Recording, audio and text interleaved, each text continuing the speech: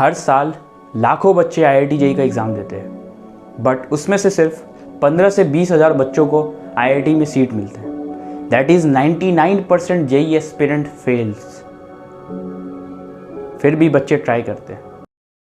So hello guys, what's up? This is Ritik Bhayati from IIT Dhanbad, and today in this video I'll be telling you all about my JEE story। मैं अपनी JEE journey 2 साल की JEE preparation की journey आप सभी के साथ share करना चाहता हूँ, ठीक है। उससे पहले ये वीडियो थोड़ी सी लंबी होगी, ठीक है। आप इसको 2x मोड में देख लेना, बट देखना ज़रूर, बिकॉज मैं ये लिख के दे सकता हूँ। I can definitely say that कि मैंने इसमें जो जो एक्सपीरियंसेस डिस्क्लोज किए हैं वो आपके लाइफ में कुछ ना कुछ वैल्यू एड ऑन कर रहा होगा, ठीक है। So please it's a request that video को पूरा देखना। बहुत इंस्पायरिंग, बहुत मोटिवेटिंग स्टोरी है। जो चलिए शुरू करते हैं, कुछ पुरानी यादें दोहराते हैं। चलिए शुरू करते हैं। सो ये बात स्टार्ट हुआ था क्लास 9 से। जब मैं क्लास 9 में पढ़ता था तब मेरे लिए एक इंस्पायरिंग कैरेक्टर था मेरे जीवन में, जो कि था सुंदर पिचाई। तो Sundar Pichai as a role model मानता था मैं उनको, ठीक है। एंड रीज़न ये था कि उनका जो पोजीशन था कि मैंने उनको उनके बारे में बहुत कुछ पढ़ा था। उनके बर्थ से लेके जब तक वो गूगल ज्वाइन किया, एंड गूगल में ज्वाइन करने के बाद वो CEO कैसे बने, ठीक है। सो बहुत अच्छा लगा उनका कहानी पढ़ के। एंड उसमें मैंने पढ़ा था कि उन्होंने इंडिया में अपनी बैचलर डिग्री IIT से की थी, IIT खड़गपुर से। सो उस समय पहली बार मेरे को IIT के बारे में पता चला। सो मैंने IIT के बारे में और ज़्यादा पता करने के लिए कि IIT एक्चुअली है क्या, ये किस तरह का क्या है। Actually I was not knowing anything about this IIT। सो उसके लिए मैंने गूगल बाबा का यूज़ किया और मेरे दोस्तों का भी यूज़ किया, दोस्तों से भी डिस्कस किया इसके बारे में। सो उनसे ये सब पता चला कि IIT इंडिया का टॉप मोस्ट इंजीनियरिंग कॉलेज है इंडिया में। इनफैक्ट आप कोई भी स्ट्रीम ले लो, irrespective of any stream, IIT one of the most अच्छे कॉलेजेस में है इंडिया में। सो मैंने डिसाइड कर लिया था कि मेरे को भी आप IIT में जाना है। तब आप धीरे धीरे, जैसे 9 से 10 में जा रहा था, धीरे धीरे सब कुछ पता चला कि धीरे धीरे कि IIT में जाने के लिए आपको JEE का एग्ज़ाम देना पड़ता है। सो JEE का एग्ज़ाम देना पड़ता है, छोटी सी तो बात है, एग्ज़ाम ही तो देना है, क्या फ़र्क पड़ता है। क्योंकि मेरे लाइफ में एग्ज़ाम्स उतने बड़े बर्डन नहीं थे। बिकॉज क्या था कि ऐसा परसेप्शन सभी स्टूडेंट्स के साथ होता है जो कि अपने क्लास के टॉपर्स में से कुछ होते हैं। बोर्ड्स तक जब आप स्कूलिंग में होते हैं, अगर आप क्लास में टॉप कर रहे होते हैं तो आपका एक परसेप्शन रहता है कि एग्ज़ाम्स में तो हमारे अच्छे नंबर आते ही है, तो हम लोग कोई सा भी फोड़ देंगे। कंपिटिटिव एग्ज़ाम्स में ऐसा नहीं होता, ठीक है। तो क्योंकि मैं क्लास में टॉप 3 रैंक्स में रहता था, तो मेरा एक परसेप्शन था कि हाँ JEE भी दे देंगे, आराम से क्लियर कर लेंगे, क्या है, ठीक है। फिर धीरे धीरे सब कुछ पता चला कि जैसे मेरी दीदी IITian है, तो उनसे पता चला कि इंडिया में बेस्ट IIT का जो कोचिंग है, JEE का कोचिंग, वो कोटा में होता है। तो सो आई थॉट कि कोटा जाना पड़ेगा, अब तो चलो कोटा चल दे। तो मम्मी पापा से डिस्कस किया, एंड वो लोग ने बोला कि यस आई कैन गो। सो जैसे ही मेरा बोर्ड्स कंप्लीट हुआ तो मैंने टिकट बना लिया एंड मम्मी के साथ कोटा चले गया। कोटा में मैंने एडमिशन न्यूक्लियस में लिया। न्यूक्लियस में इसलिए लिया बिकॉज मेरी दीदी LN के टीचर से पढ़ी थी, और LN के जिन टीचर से पढ़ी थी वो अभी न्यूक्लियस में है। LN के HOD से पढ़े थे, वो न्यूक्लियस में अपने एक खुद का कोचिंग इंस्टीट्यूट खोल लिया न्यूक्लियस नाम से। एंड उस समय न्यूक्लियस काफ़ी अच्छा चल रहा था। सो आई थॉट कि मेरे को भी न्यूक्लियस में जाना चाहिए, ठीक है। तो मैंने न्यूक्लियस में एडमिशन करा लिया। सो पहली बार मम्मी पापा से इतना दूर रहा, मम्मी चले गई घर, तो एक बहुत अजीब सा लगा, बहुत वो होता है ना कि लोनली टाइप में, तो वैसा फील आया, ठीक है। फिर क्या हुआ, ओरिएंटेशन सेशन हुआ। ओरिएंटेशन सेशन में क्या होता है कि जो भी कोचिंग इंस्टीट्यूट होते हैं वो अपने रिज़ल्ट के बारे में, अपने फैकल्टीज़ के बारे में सब चीज़ थोड़ा हाईलाइट करते हैं, एग्जैगरेट करते हैं मेनली, ठीक है। एंड उसके साथ साथ JEE एक्चुअली है क्या, JEE में कंपटीशन किस तरह का रहता है, एवरीथिंग। सो वहाँ हमें एक टीचर ने बताया कि हर साल लाखों बच्चे IIT JEE का एग्ज़ाम देते हैं, बट उसमें से सिर्फ 15 से 20 हज़ार बच्चों का सिलेक्शन होता है। And that is 99% aspirants fail, but still बच्चे ट्राई करते हैं। तो ये सुन के और अपने साइड में बच्चों को देख के, मैं जिस ऑडिटोरियम में बैठा था वहाँ पे काफ़ी सारे बच्चे थे, ठीक है। ये बात टीचर का सुन के उन बच्चों को देख के जब सुना लाखों बच्चे देते हैं, मेरे यहाँ पे भी इतने सारे हज़ारों बच्चे थे, तो सो आई थॉट कि लाइक एक मतलब अजीब सा नर्वसनेस डेवलप होने लगा, ठीक है। सो वो पहली बार थी लाइक मेरे लाइफ में सबसे ज़्यादा नर्वसनेस फील होना स्टार्ट हुआ, ठीक है। फिर क्या था कि फिर डेली रूटीन स्टार्ट हो गया, कोचिंग जाता था, सुबह मतलब उठता था, कोचिंग जाता था, कोचिंग से आता था, होमवर्क करता था, नोट्स रिवाइज करता था, फिर कोचिंग जाता था, ऐसे डेली रूटीन सा बनता रहा एंड एक मोनोटोनस लाइफ धीरे धीरे स्टार्ट होता रहा, ठीक है। फिर पता चला कि कोटा में कंपटीशन बहुत है, बहुत ज़्यादा एक्सट्रीम कंपटीशन है, ठीक है। एंड बोर्ड्स का पढ़ाई है, everything, it was nothing, like मेरे को लगा कि बोर्ड का कुछ नहीं था ऐसा पढ़ाई वढ़ाई, ठीक है।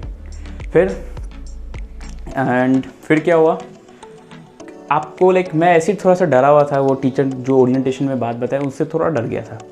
फिर क्या हुआ कि मेरे क्लास के बच्चे सब कुछ स्मार्टर पीपल होते ही हर बैच में होते, उनसे ये सब सुनने को मिलता था कि भैया भाई मेरा तो एससी वर्मा पूरा कंप्लीट हो गया है, वॉल्यूम 1 वॉल्यूम 2 11 मैंने 9th में कंप्लीट कर लिया, इरोड मेरे से बहुत आसानी से बन जाते हैं।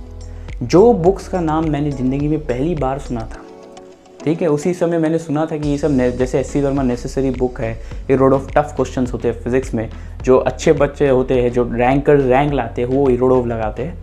तो ये सब सुन के एंड उनसे सुना बच्चों से, तो लाइक डर सा लगने लग गया कि मैं लेट तो स्टार्ट नहीं किया।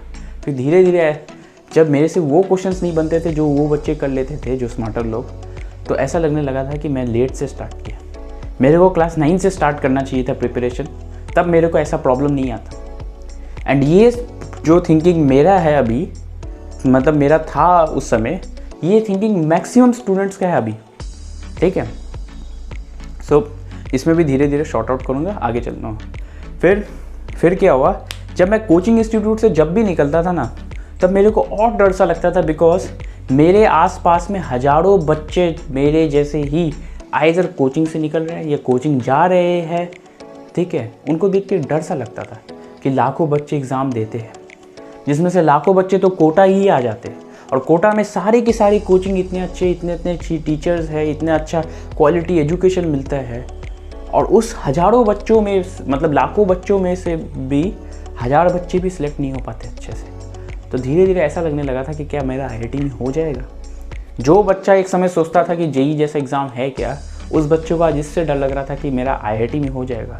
और ये चीज़ ऑलमोस्ट सभी के लाइफ में आता है, क्योंकि सब कहीं ना कहीं आप देख सकते हो कि अपने बोर्ड मतलब स्कूल के टॉपर ये कुछ ऐसे रहते हैं, बट जैसे ही जेईई का प्रिपरेशन स्टार्ट होता है, मैक्सिमम स्टूडेंट्स का तो ऐसा ही होता है कि एक लाइफ चेंजिंग फेस आ जाता है। मेरे लाइफ में भी एक लाइफ चेंजिंग फेस सा आ गया था, लाइफ चेंजिंग सा फेस आ गया था। एक बहुत मोनोटोनस सा लाइफ हो गया था, जिसमें क्या था कि रोज़ क्लासेस करो, जिसमें 3 क्लासेस हैं, उनका होमवर्क करो, मंथली वाइज टेस्ट दो। टेस्ट का क्या था कि लाइक शुरू में टेस्ट में नंबर आ जाते थे।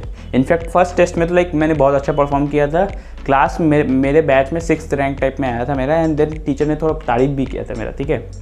उसके बाद धीरे धीरे टेस्ट का नंबर घटता गया एंड रीज़न बहुत सिंपल था, बिकॉज शुरू में जो था वो बेसिकली वही टॉपिक्स थे, जैसे basic maths, basic physics, basic chemistry, जो कि मैंने पहले ही पढ़ चुका था। सो उसमें तो अपना मास्टर डिग्री था, सो उसमें तो नंबर लेके आ जाते थे मैं। बट धीरे धीरे जब एक्चुअल जेईई का टॉपिक्स इंट्रोड्यूस होने लगा, ठीक है, तो धीरे धीरे से लाइक मतलब प्रेशर बढ़ता रहा, ठीक है। जेईई का टॉपिक्स भी इंक्लूड होते रहा, फिर सिलेबस भी बढ़ता रहा, प्रेशर भी बढ़ता रहा, ठीक है। सो धीरे धीरे नंबर भी कम होते रहे, बट मेहनत वही चल रहा था, ठीक है, मेहनत वही चल रहा था। फिर ठीक है, नंबर नहीं आ रहे थे अच्छे, और कोचिंग में क्या होता था कि टीचर से 1-to-1 पर्सनल इंटरेक्शन नहीं हो पाता था, ठीक है। वो कोटा कोचिंग का एक बहुत बड़ा ड्रॉबैक है जो मेरे को लगता था कि यहाँ पे बच्चों को मतलब जो बैचेस है वो बच्चे के लाइक परफॉर्मेंस के बेसिस में डिवाइड करके रखा है।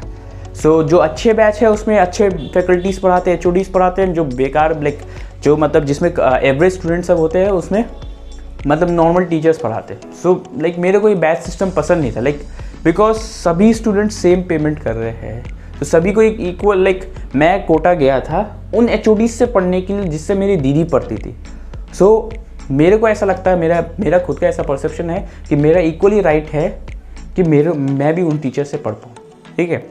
सो मेरे को ये धीरे धीरे समझ में आ रहा था कि लाइक मैं जिस बैच में था उसका बैच स्ट्रेंथ बहुत ज़्यादा था, ठीक है। वहाँ पे पर्सनल इंटरेक्शन इसलिए नहीं हो पाता था, जब मैं जाता था टीचर से 1-to-1 इंटरेक्ट करने के लिए तो इतने सारे बच्चे चल जाते थे साथ में, तो उसमें सर से क्या अपने पर्सनल बात करूँ, ठीक है। ये सब चीज़ बहुत प्रॉब्लम से लगने लगा था, ठीक है। फिर धीरे सोचा कि लाइक हाँ बैच चेंज करना है, मतलब एक अच्छे बैच में जाना है, ऊपर वाले बैच में, स्टार बैचेस में जाना है। टेस्ट के लिए पढ़ने लगा बट स्टिल नंबर नहीं आ रहे थे, ठीक है।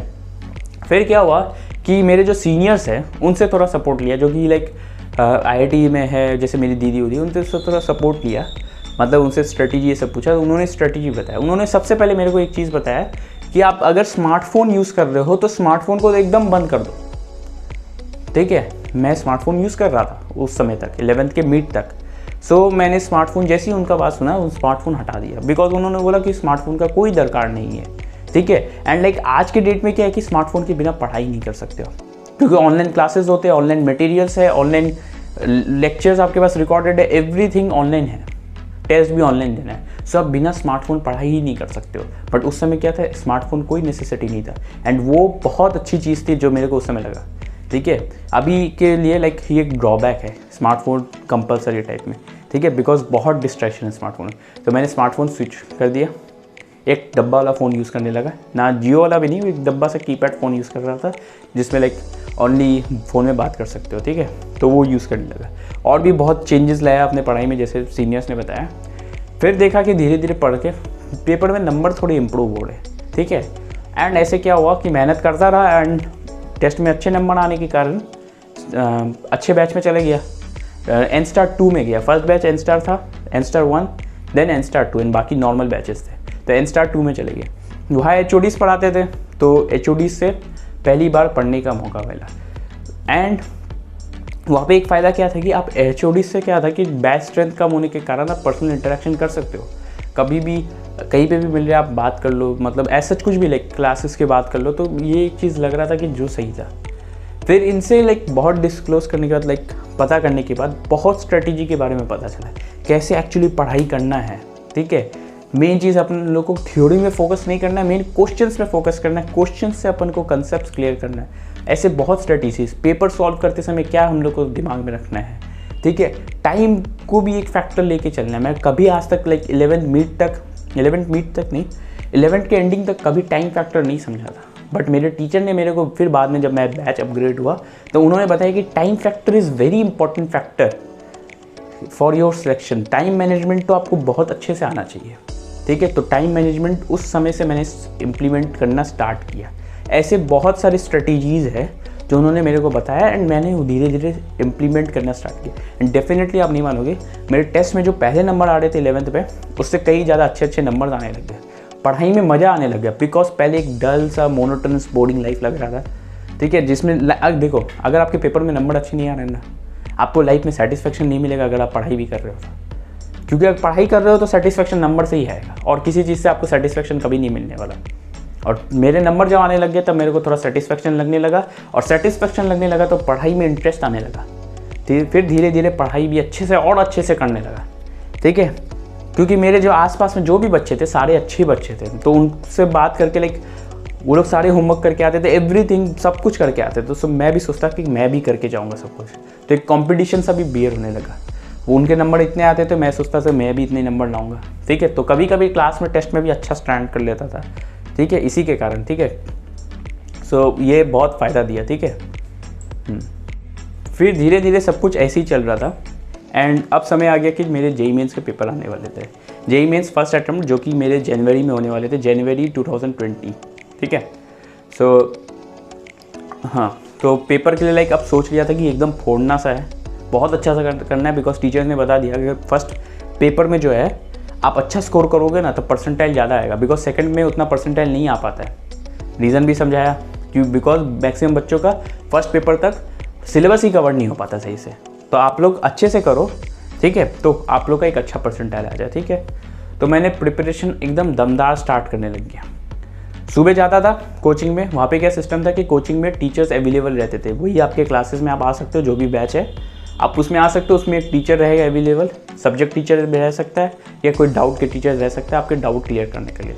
बट सुबह से रात तक रहते थे वहाँ पे, तो एक अच्छा सिस्टम था वहाँ पे। सो मैं सुबह जाता था एंड दिन में खाना खाने आता था आधा घंटा एंड देन रात तक वहीं पे पढ़ता रहता था। तो ऐसा चला। फिर जेईई मेंस का पेपर हुआ। जेईई मेंस के पेपर में पेपर में ऐसा क्या हुआ कि मेरा जो माउस है वो शुरू के 10 मिनट तक काम नहीं किया। एंड ये जो सिचुएशन है ये टेक्निकल डिफ़ॉल्ट जो चीज़ उन लोगों के प्रॉब्लम था उनके साइड से, वो चीज़ मेरे 10 मिनट ले गए ना, वो मेरे को 10 मिनट मेरे पेपर में लगा कि मेरे 1 घंटे चले गए पेपर के। बहुत नर्वस ना फील होने लगा कि मेरे को 10 मिनट चले गए, बिकॉज मेरा एक माइंडसेट था कि मेरे को इतना जल्दी इस टाइम में ऐसे कंप्लीट करना है, ठीक है। एक फिक्स्ड पेपर पैटर्न लेके चलता था सॉल्विंग का, तो उसके कारण मेरे को बहुत नर्वसनेस लगने लग गया। बिकॉज उस समय मैं सोचता कि इतने बच्चे ये सब क्वेश्चंस कर लिए, मैं अभी तक स्टार्ट करूँगा, ठीक है। तो उससे क्या हुआ, मेरा एक पेपर कुछ हद तक बिगड़ गया, क्योंकि मैं फिज़िक्स का एंड में करता था वो उतना ज़्यादा कर नहीं पाया, क्वेश्चंस ज़्यादा सॉल्व नहीं कर पाए, तो नंबर भी उतने खास नहीं आए। मैंने आपको नंबर तो बता के रखा है एक वीडियो में, देखा नहीं है तो आप देख लेना, ठीक है। तो नंबर ज़्यादा नहीं आए, परसेंटाइल समथिंग 98 पॉइंट समथिंग 7 या 8 के परसेंटाइल बनी, ठीक है। इनफैक्ट नंबर कम आने के कारण भी फिर भी परसेंटाइल अच्छी आ गई। एंड सेकंड में ठीक है, मैं उसके बारे में भी बताता हूँ।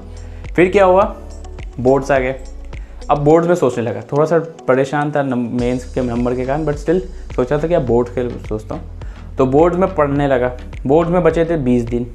20 दिन में सोचा कि इतना कवर करना है, जिसमें इंग्लिश पूरा पढ़ना है, फिज़िक्स के एनसीईआरटी पूरी पढ़नी है, क्योंकि एनसीईआरटी में हम लोग ज़्यादा फोकस नहीं करते कोचिंग वाले, ठीक है। एंड फिर अपना जो ऑप्शनल सब्जेक्ट है फिजिकल एजुकेशन वो भी पूरा पढ़ना है, केमिस्ट्री एनसीईआरटी भी पूरी रटनी है, मैथ्स के एनसीईआरटी के सारे क्वेश्चन सॉल्व करने हैं, तो इतने सारे के करने थे। बट स्टिल किया, सब आसानी से हो गया, बिकॉज एनसीईआरटी मैथ्स की बहुत आसान सी लगी। केमिस्ट्री पढ़ा हुआ सा था, बिकॉज सारे नोट्स में थे। फिर इंग्लिश वहाँ पे कोचिंग में पढ़ाया, हो गया, ठीक है। एंड फिर फिजिकल एजुकेशन खुद से पढ़ा, रोज़ करके थोड़ा टाइम करके, तो हो गया, कोई प्रॉब्लम नहीं हुआ, ठीक है। तो ऐसे बोर्ड्स में किया तो नंबर आ गया अच्छे खासे, नंबर भी बता दिया आपको, 94.3% आया, ठीक है। तो ये नंबर भी अच्छा आ गया। फिर जेईई मेंस पे अटेम्प्ट 2 का तैयारी करने लगा, तैयारी कर रहा था और आ गया फिर कोरोना। तो कोरोना आने के कारण क्या हुआ कि वहाँ पे कोटा में जितने भी बच्चे थे जल्दी से घर भाग गए, बिकॉज वो लोग सोचे कि ऐसा एक पैंडमिक आया है तो घर चल जाते, बिकॉज उन लोगों को पता है कि एग्ज़ाम पोस्टपोन हो गए। बट मेरे मन में एक ऐसा अंदर सा था कि ये कुछ दिन के लिए होगा, एग्ज़ाम होगा, घर में मेरा पढ़ाई नहीं होता, मैं यहीं पे पढ़ूंगा। जिद सा था कि मैं जाऊंगा नहीं, मम्मी पापा जिद किए तो मैंने चले गया, ठीक है। वो कोटा से वो बच्चों को लेके आया था, तो उसमें मैं भी आया था, तो उसी में आया। फिर घर में पढ़ाई शुरू हो गया, ठीक है। घर में पढ़ाई नहीं हो पाता था, बिकॉज मम्मी क्या है दिन भर कुछ खाने पीने लेके दिन भर घूमते रहते थे मेरे पीछे। वो होता है ना कि मम्मी घर में अलग ही फील आता है, ठीक है। तो घर का खाना भी बहुत अच्छा लग रहा था, ठीक है। फिर यहाँ पे पढ़ाई भी नहीं हो पा रहा था सही से, बिकॉज मैं सोचता था कि ऐसा क्या पाप करके आया हूँ कि मेरे सारे भाई बहन जो भी है वो मस्त कोई ना कोई कोई गेम खेल रहा है, क्योंकि सबका तो ऑनलाइन क्लासेस भी नहीं हो पा रहे थे उस समय, तो एवरीवन सब इंजॉय कर रहे थे, ठीक है। मैं पढ़ रहा हूँ अकेला, तो मेरे को थोड़ा अजीब सा लग रहा था, ठीक है। फिर भी मैं पढ़ रहा था ऐसे चला, बट पढ़ाई बहुत हद तक ख़राब हो गई थी, बिकॉज पढ़ना बहुत कम हो गया था, बहुत कम पढ़ रहा था। मेरा जो प्रिपरेशन लेवल पहले था वो अभी बहुत ख़राब हो गया था। फिर क्या हुआ, जेईई मेंस का पेपर का डेट आया, बट वो डेट पोस्टपोन हो गया। मैं भगवान से वही कर रहा था कि डेट पोस्टपोन हो जाए, क्योंकि मैं कुछ पढ़ा नहीं था। फिर वापस से डेट आया, बट इस बार भी मैं प्रे कर रहा था पोस्टपोन हो जाए। कंगना रनावत जो है वो तो ट्रेंड भी चला रही थी पेपर पोस्टपोन के लिए, तो लगा इस बार भी हो जाएगा, बिकॉज केसेस उतने सही नहीं थे। बट इस बार पेपर फिक्स कर दिया, ठीक है।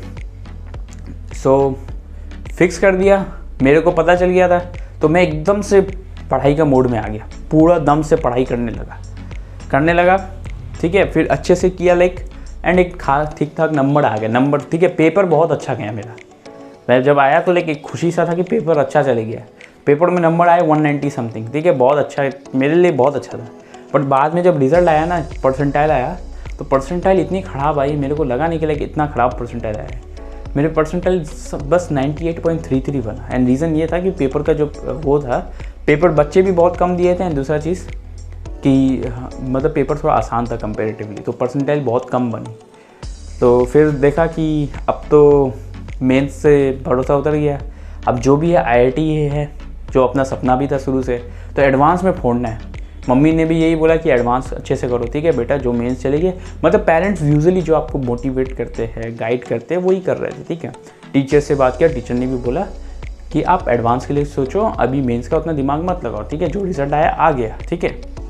मेरी रैंक आई थी समथिंग 16,000, ठीक है, मेंस में। फिर एडवांस के लिए एकदम दम लगा के पढ़ने लगा। इनफैक्ट 15-15, 16-16 घंटे पढ़ता था दिन में एडवांस के लिए। एडवांस का पेपर दिया, और ये एडवांस का पेपर लाइक मेरे लिए सबसे लाइक टफेस्ट मोमेंट था, बिकॉज मैं बहुत डरा हुआ था। मेंस में इतनी अच्छी रैंक नहीं लाइक, तो एक स्टूडेंट्स को क्या होता है कि अगर आप एडवांस में नहीं करोगे ना, मेंस में करके आप एक अच्छी NIT में एडमिशन ले सकते हो। तो मेरे को बहुत डर सा लगता था कि अगर एडवांस सही से नहीं हुआ तो क्या करूँगा, फिर मैं ड्रॉप करना पड़ेगा। मैं ड्रॉप एकदम नहीं लेना चाहता था, ठीक है। मैंने शुरू से सोच लिया था मैं कभी ड्रॉप नहीं लूँगा, ठीक है। एंड देन एडवांस का पेपर, पहला पेपर गया हॉल में देने के लिए, बहुत नर्वस था, दिया। तो उसमें क्या हुआ कि शुरू में 10 मिनट में तो मेरे से क्वेश्चंस ही नहीं बने। एंड रीज़न ये था कि पेपर का मैंने देखा कि लेवल बहुत ऊंचा है, ठीक है। इनफैक्ट 2019 का भी पेपर सॉल्व किया, मेरे को उसमें में लगा, मतलब थोड़ा सा लगने लगा 19 से भी ऊँचा है लेवल, क्योंकि क्वेश्चंस बन ही नहीं रहे थे अच्छे से मेरे से। 10 मिनट्स तक तो इनफैक्ट एक भी क्वेश्चन नहीं बना। बहुत डर सा लगने लगा, माइंड में आने लग गया कि अगर नहीं हुआ तो क्या करेंगे, नंबर कम आए तो सिलेक्शन नहीं होगा, बिकॉज बहुत सा ऐसे डर आने लग गए। पापा बाहर खड़े, पापा को क्या बोलूँगा, पेपर कैसा गया, डर सा लगने लगा, ठीक है। फिर क्या हुआ, पेपर दे के आया, बट स्टिल टीचर ने कहा था कि पेपर डिस्कस मत करना, तो मैंने किसी से डिस्कस नहीं किया। दूसरा पेपर देने गया, बस पापा को बोला कि पेपर ठीक ठाक गया।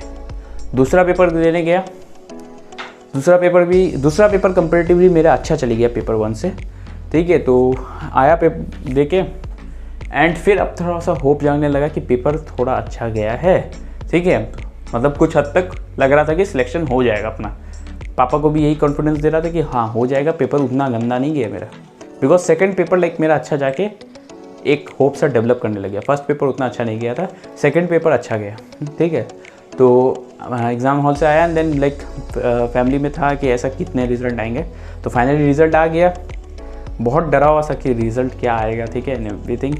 सो देखा कि सिलेक्शन हो गया, एंड समथिंग 8,200 रैंक आया। सो खुश था, भले ही पता है कि रैंक थोड़ी उतनी अच्छी नहीं है, बट स्टिल खुश था कि लाइक फर्स्ट अटेम्प्ट में ही हो गया, ठीक है। एंड वो भी कुछ गंदी रैंक नहीं आई, समथिंग 8,000 आउट ऑफ इतने बच्चे, like lakhs of students appear कर रहे थे, ठीक है। तो एक परसेप्शन तो ऑलरेडी अभी डेवलप हो गया था कि कंपटीशन इतना आसान नहीं है। ये जो रिज़ल्ट आया है ये भी काफ़ी अच्छा है, तो इसको मैंने एक्सेप्ट कर लिया फिर, ठीक है। So this was all for my JEE journey, ठीक है। सो अभी तक लाइक जो भी स्टूडेंट्स देख रहे हैं, तो उनको ये बोलना चाहूँगा कि जो मैंने ये अप्स एंड डाउन्स बताए अपने लाइफ में, ये सभी के लाइफ में आते हैं, ठीक है। एनीवन, ये कोई भी लाइक JEE एस्पिरेंट हो, ये कोई सा भी हो, कोई से भी फील्ड में आप UPSC की तैयारी कर रहे हो, कोई भी, सबके लाइफ में कोई ना कोई अप्स एंड डाउन्स आता ही है। हर जन स्ट्रगल करता है अपने लाइफ में, ठीक है। बट सबसे इम्पोर्टेंट चीज़ ये होता है कि आपको सही स्ट्रेटजी पता होना चाहिए आगे। अगर आप लाइक अंधाधुंध लाइक रेस में चलते रहोगे ना, आपको पता ही नहीं आपको जाना कहाँ है, तो आप ऑब्वियसली रीच ही नहीं कर पाओगे। वही चीज़ है, हर चीज़ के लिए एक प्रॉपर स्ट्रेटजी होता है। जो चीज़ मेरे को 11th में, अगर आप सुनते आए हो अच्छे से, मेरे को 11th में प्रॉब्लम हुआ, वो चीज़ मैंने 12 में नहीं हुआ वैसा प्रॉब्लम, बिकॉज वो स्ट्रेटजी डेवलप हो चुका था। तो this is the importance of proper strategy, proper guidance that we everyone require in every field of our life, ठीक है। सो उम्मीद है कि आप सभी को मेरा स्टोरी पसंद आया होगा, ठीक है। मैंने अपनी तरफ से कोशिश किया लाइक ज़्यादा बड़ा ना करूँ, जितना छोटा से छोटा हो बता दूँ, बट लाइक ऐसा लगा होगा कि आप सभी को मोटिवेटिंग तो लगा होगा, ठीक है। फिर भी आप कमेंट करके बताना कैसा लगा है, ठीक है। आपके कमेंट्स मेरे को लाइक पढ़ने में अच्छा लगेगा, एंड बाकी अपने दोस्तों के साथ भी शेयर करना, ठीक है, अच्छा लगा हो। चैनल को सब्सक्राइब कर देना अभी तक नहीं किया, ठीक है। एंड ऐसे ही मेरे काफ़ी वीडियोस आते रहेंगे चैनल में। So thanks for watching, bye.